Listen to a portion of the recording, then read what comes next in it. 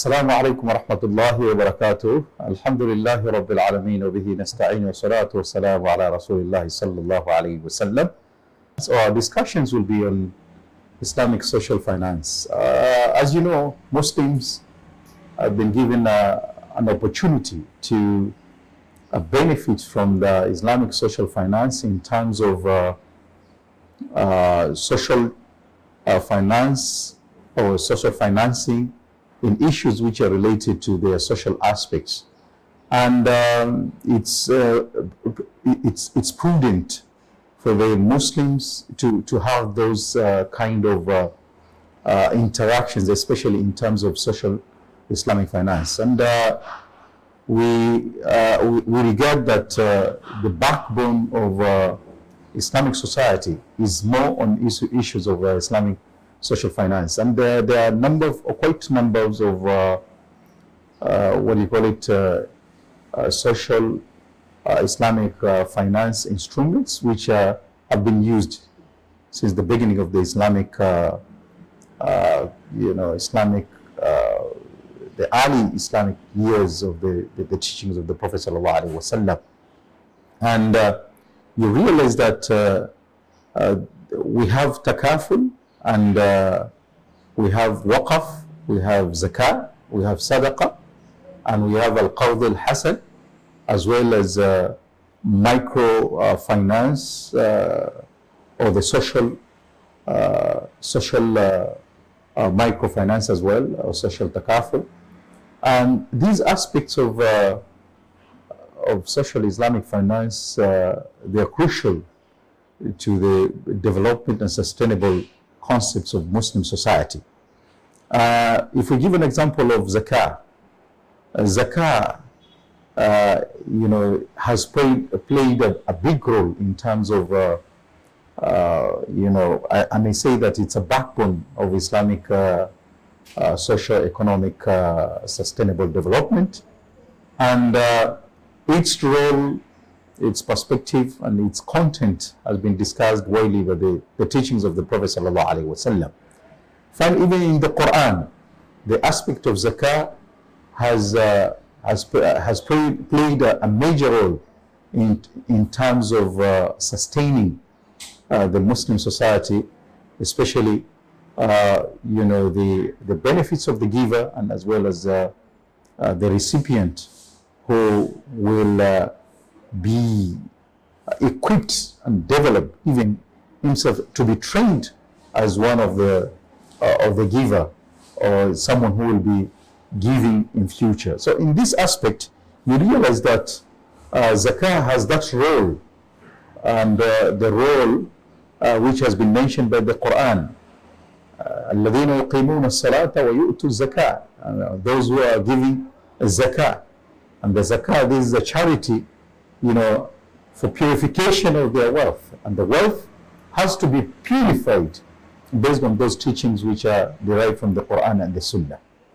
So you realize that in order for the government to prosper, and for the government to be well managed, there must be a government funds or government sector.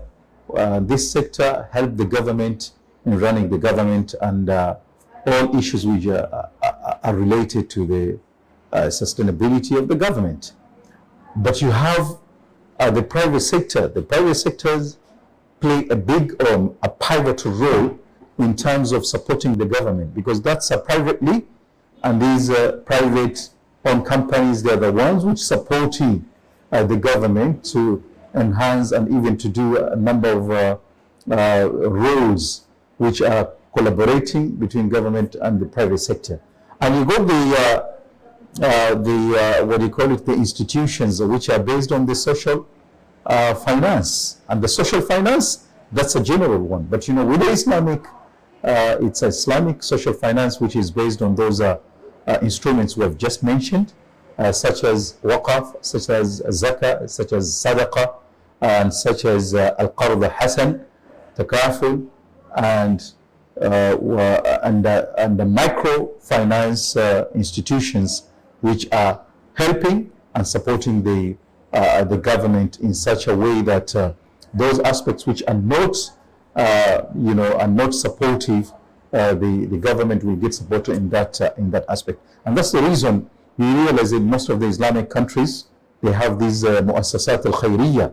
And those, the mu'assasat al-khayriyya, the Islamic institutions or organizations or charity organizations which are based on the concepts of Islam, these are the ones which are supporting the government in areas where the government, they are lacking maybe, or they can't reach them.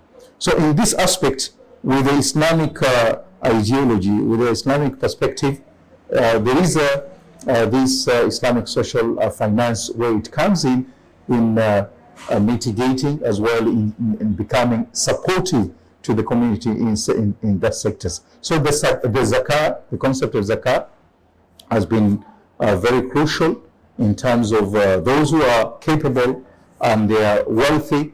They can give 2.5% of their wealth annually. Wahala alayhi al-hawli. It has to be the wealth has the wealth then have to be almost being there for 1 year, then is eligible to give Zakaa for the sustainability, and it's 2.5% of the wealth, which is for the reason of purifying that wealth, which is supposed to be given by the person who has that wealth. So this aspect of Zakah is very important. When Allah in the Quran said, كَيْ لَا يَكُونَ دُولَةً بَيْنَ الْأَغْنِيَاءِ مِنْكُمْ, so that the wealth does not, is not kept or being stagnant to one person or to a group of people without paying and without even looking for the other, people who are deserving to be given sustainability, are deserving to be given support in the society.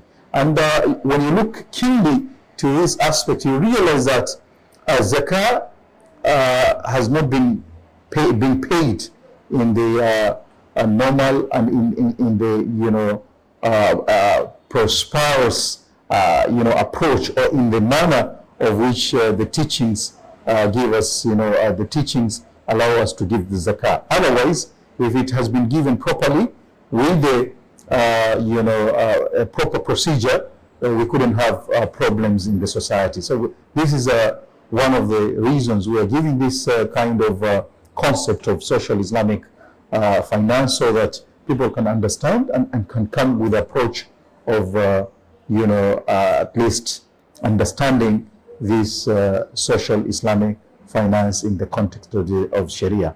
Jazakumullahu khaira. Assalamu alaikum wa rahmatullahi wa barakatuh.